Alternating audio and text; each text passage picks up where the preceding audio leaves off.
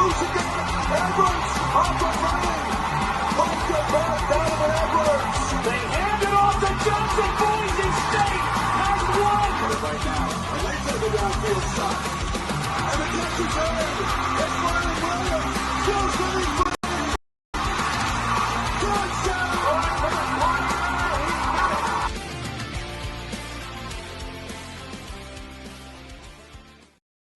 All right, everybody, welcome into another edition of the Gridiron Uncensored podcast. It's good to have you guys in. Obviously, we're rolling through the SEC, and we're on Arkansas tonight, Trev. That's right. And hey, I love this team, stadium, everything about them. Fun to use on college football video games. Used to use them all the time on NCAA 14. But that's besides the point. Trev, we are doing preview season, and when we do that, guys, we usually like to look back at 2014 the year before 2024 real quick, and then we move on and just go into what we see on the 2025 squad. So in doing that, you guys already know. If you're an Arkansas fan, you already know what happened last year, but this is for anybody that may not know or maybe just checking it out. So you start off huge win, 70-0, and then that game against Oklahoma State was just ridiculous. It was like nobody wanted to win it. It was a kind of a rough game to watch, to be honest. Yeah. Like, it was fun, but it's like, God dang, man, come on. And then you beat UAB, you beat Auburn, which was, I think, another funky game if I remember correctly. It was. And then losing to Texas A&M like that, you go out and you beat Tennessee the next week. LSU you got to whoop down there. You beat Mississippi State, get your butts kicked by Ole Miss. Texas handled you, and then you finish out at least with a bowl game win against Texas Tech. So I mean, it's 7-6. Sam Pittman, he's rolling along. He's trying to get this thing going. I feel like he's a bit on the hot seat at this point, though. Yeah, I mean, I think that's, at least from the outside looking in, guys, from where we're sitting, that's kind of seems how I mean, looks how it seems. I think it's sixth season. He's been there for a minute. Yeah, I think this is the sixth season, second with Petrino at the offensive coordinator spot. Yeah, and look, I mean, when you talk about Petrino coming in, I think that was a huge get, for them to reset the offense, especially after what he said and Petrino said about Texas A&M and his time with them under old Jimbo. But either way, last year, offense ranked 10th in the country. Defense was 73rd. So clearly defense, you got to get better there. You got to step it up. But I like Sam Pittman. I think the culture, obviously, all that fits. Guys, let us know what you feel about your coach and Sam Pittman, and what are you expecting from this season?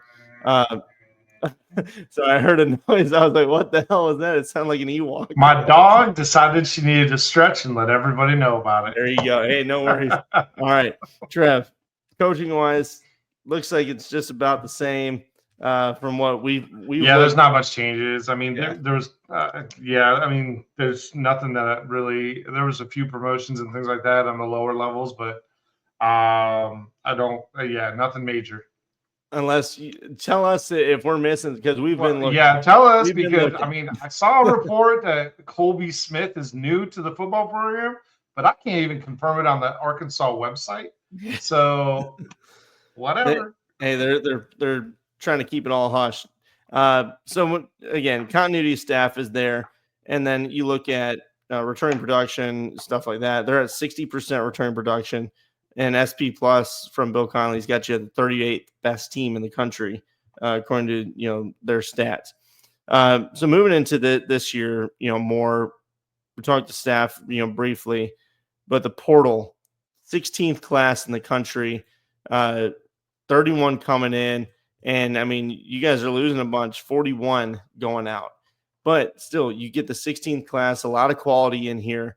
Trev, what are you liking about this class that you're seeing? I mean, I think there's a lot of good gets, especially on the defense. There are definitely some good gets. I love the Jaylen Brown pickup from Florida State. Honestly, the wide receiver pickups across the board, I feel like, are pretty darn good. Yeah, I mean, you got Ishmael Cisse from Stanford.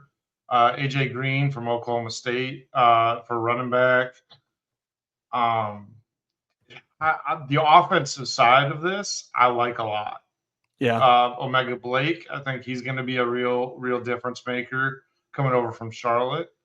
The amount of offensive players they got, I think that's obviously notable. Yeah. That's what their focus is on, to get some more weapons and get some ability to stretch the field a bit. Yeah, and like you said, you already bring back solid production from what you have, but then the production also carries over. When we talk about these numbers from transfers too, so 60% returning production. Key guys that I wrote down: Corey Robinson, Jaden Platt, Washington Jr. I think he's definitely going to fit in the offense there. You mentioned Blake, and then Julian Neal. I thought was really important as well.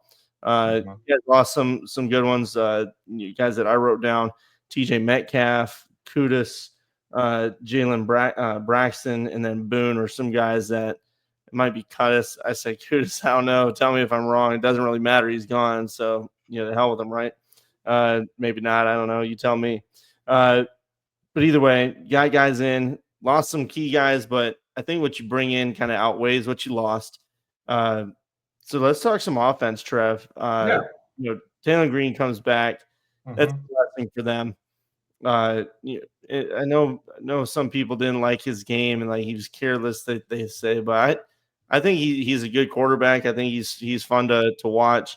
And honestly, for Arkansas to try and get over 7-8, I think they're going to need him this year. And from from Petrino is they like his ability to read the defense more going into this year. They like his growth and development that they've seen over the offseason so far. And if that's the case, and Petrino's saying that, I tend to trust, what he's saying there. So I mean that would be huge for this team. Yeah, and they did bring in a potentially future quarterback in Trevor Jackson from Florida State too. So he'll be sitting behind him. Nice sized guy, 6'3", 191. He's a redshirt freshman. So I think that's a good pickup for them as well. Yeah, I remember I remember you mentioning Trevor Jackson. I think it was last year in the recruiting class for Florida State as somebody to watch for. So he got out of Dodge. He went to Archie, and then obviously you guys don't like that culture either. Yeah, and you guys dodged a bullet with the Ian Malaeva, brother getting the hell out of town too. So whatever about that. All right. Yeah. So we got Taylor Green. We know he's coming back. Petrino likes what he's doing. The offensive line is going to shift some guys around from what I've been reading about this team, and also on top of the the transfer portal stuff that they got a couple good ones. They got a couple good offensive linemen too. Oh yeah, to say the least. They're going to be starters on this line. There's going to be some shuffling, but you're going to have starters from the portal that come in and try to get this thing continuing to roll. Right. It was the 10th offense in the country last year. Try to keep in that same realm. Talking, Mike Washington, he can play. I think he's going to plug in. You got Braylon Russell already and AJ Green. Running back, tight ends got a good group. Receivers got guys that can catch. They've got plenty of reps over the course of their games from the other teams that they played on. It's just, can they elevate to this level of play? Is the question that I have, but. There's talent. There's guys there that can do it. They've played. There's plenty of reps. Trev, how are you feeling on the offensive side? Do you think they can stay around that top 10 or maybe? Yeah, I do. Between the offensive line pickups with Shaq McCroy, for the likes of them, Corey Robinson II, and another one that I don't know if you mentioned him or not, but Marcus Dummerville out of Maryland. Yeah. Between those three guys, I think we'll be able to step in. And then obviously you mentioned the tight ends, Jaden Platt coming over from Texas A&M to add to that tight end room. Yeah. I think the offense should be in really good shape. We'll see what Petrino has in store for us as far as that goes, because truthfully, there's only so many starting spots and there's only so many players that can be on the field. But they've got quite a few running backs, quite a few wide receivers, excuse me, that I think can make a difference, but it's just a matter of where they all fit inside Petrino's offense. For sure. There's options, and we'll see what happens at the end of fall camp for them. And then you talk defense. When I looked at it, from last year, you got to have more way to produce on the edge, especially after Jackson left. He was a good edge rusher. He's gone now, but the interior, they've got big bodies there, and obviously in the SEC, you have to be able to stop the run. If you can't, you're done. So I think that's going to be huge for this team. The linebacker group is really good. Xavier Sori, Stephen Dix. You got good depth there from recruiting, but also through portal and whatnot. And then the safety and corner, I think, has got good depth too. So there's body. It's just how do they fit in? How do they step up? Will the young guys be able to step up? Trev, what do you see on the defense? Anything? This is going to be my criticism side of Arkansas, is that I just don't think they did enough for the defensive side of the ball. They got one safety, a couple corners, or no, two safeties and a couple corners. There's very little defensive line. There's a couple edge rushers, one defensive lineman, none of which I believe will be starters or even they might be decent rotational pieces, but the only one that I think might make a difference is probably Ken Talley from Michigan State. And even then, that's a Michigan State player trying to make a difference in the SEC, and I just don't see that happening. And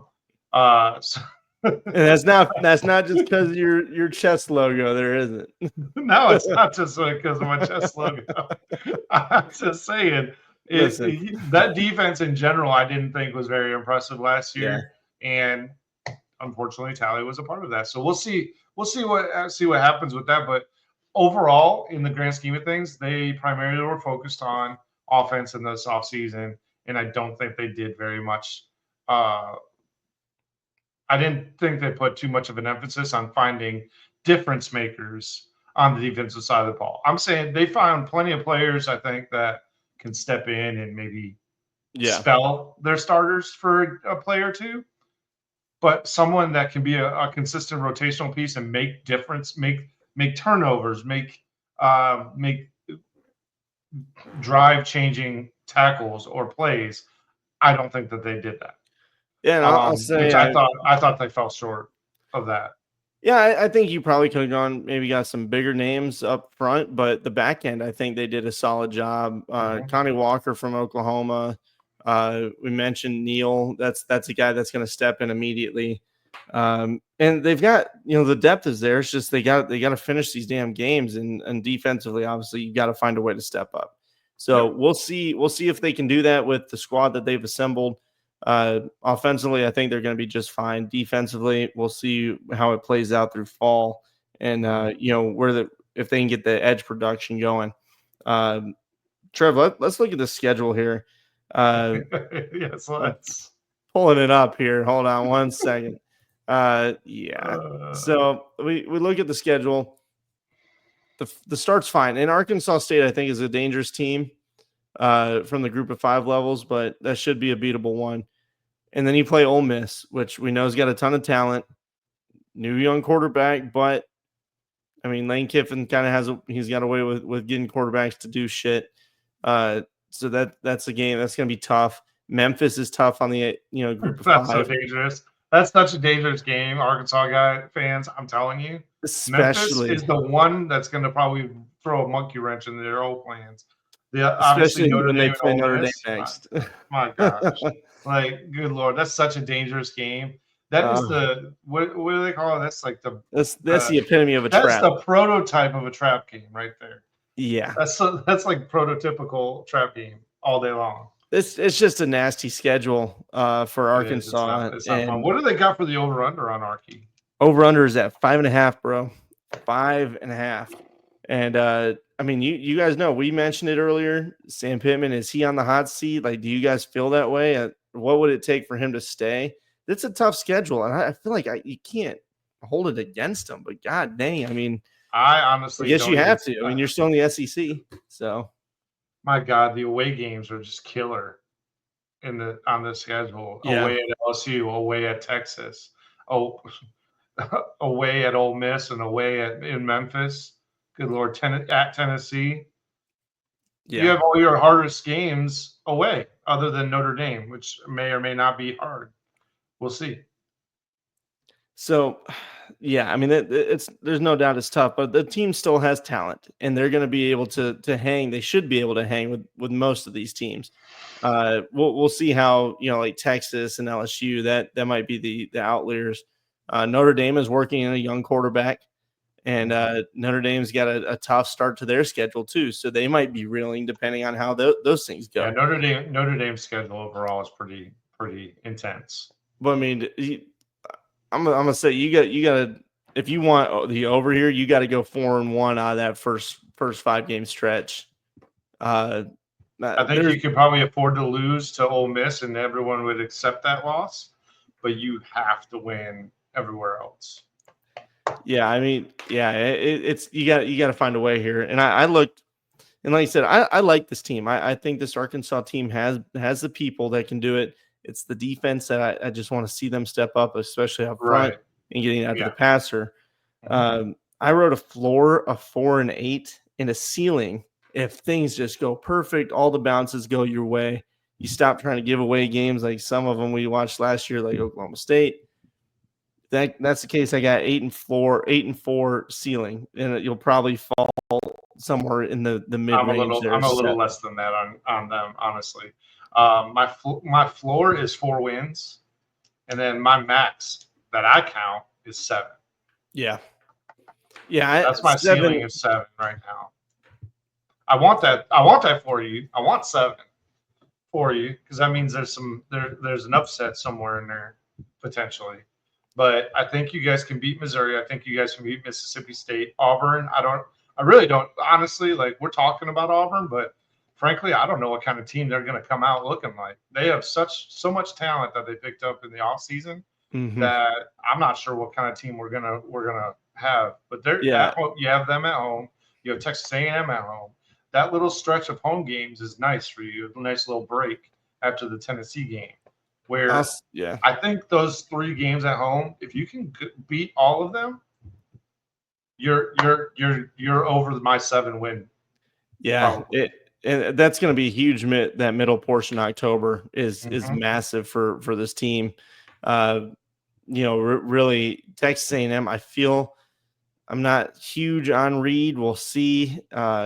He's not bad at all, but he's not. He just didn't show me enough last year. So we'll see what his growth is, because that immediately, to me, that game's winnable. It was last year. You guys had it, end up losing it. Auburn, they're fucking loaded, man, but it just depends on Arnold, and how is he actually good with, a healthy team around him. And then Mississippi State, they're going to be improved, but it's, to me, that's a win. So I see a path to 7 or 8, but it's got to be perfect, and you're going to have some upsets, and that offense got to be clicking. So we'll see. I don't think it's going to be that far. I'd say bowl game, right on that edge is probably where I'm going. Probably another 7-win season, maybe 6. But it's got to be good. It's going to be tough. I hate sounding negative, but because I do like what's going on, but the schedule's tough. LSU and Texas are going to be monsters.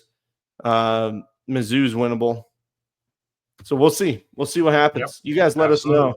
Again, we're not trying to be pessimistic. We're not trying to blow smoke up anybody's ass on the teams that we do think we'll go far, but we're just calling it how we see it. So we appreciate your comments. Hit us up. We'll chat with you and maybe change our minds. We're very open to discussion. So let us know. Like if you heard something that didn't sound right. If you guys want to post some stuff on what you guys think about the team, upsets. I want to, like, the SEC. The word of the day for some of these lower tier SEC teams is, what upsets do you see happening for your team? Go ahead and throw those down below. Absolutely. Guys, thank you again for watching. Hope you have a great one. We'll catch you around. Take it easy.